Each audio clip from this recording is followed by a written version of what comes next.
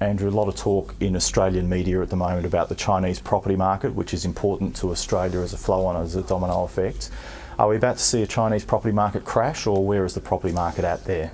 Yeah, look, we're not so concerned about the residential market in China. There's a few things we look at. Now, certainly, there's always the talk about the ghost cities, and some of those actually, certainly do exist. But if you look at the broader context, there's reasons to be not so negative, let's say. So let's look at some of the numbers. So since we started, had private ownership of property commenced in '99 in China, we've probably built about the order of 100 million apartments since then. So if you think about that, that represents the entire modern housing stock of China. So that leaves a few hundred million households still living in communist-era housing. Not that pleasant, perhaps. Now, it may be a question of affordability, but there's indeed very significant latent demand for residential property, and we expect that to be a significant part of this economy for some time to come. In terms of prices, whether they're too high or not, one of the things we look at is the development of the secondary market in property.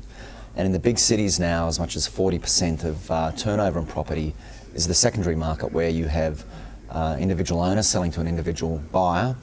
And interestingly, so we've got a market here where we've got millions of apartments turning over, and prices are only down a few percent from the highs 18 months ago. And activity is actually trending up in the Tier 1 and Tier 2 cities. So indeed, when we look at the inventories and unsold inventories, they're not really that significant in those cities. Now, they're going to be, with the ghost cities, they're going to be in the Tier 3 and 4 cities. Population growth is muted, whereas in the big cities, populations are growing at 3 or 4%. So really, again, underpins the demand here. I think also in terms of, let's look at how big this market was, and people get afraid because the numbers are big. So we were probably at the peak building 12 million apartments. But again, what I'd tell you is that on a population adjusted basis, it's not very different to what we're building in Australia today. Right. Perhaps there's more about Australia than China.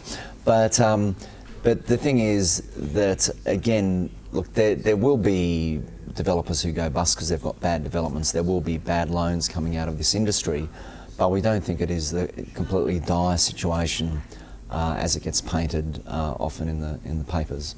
Thanks very much for your insights, Andrew. That's really good information. Thank you.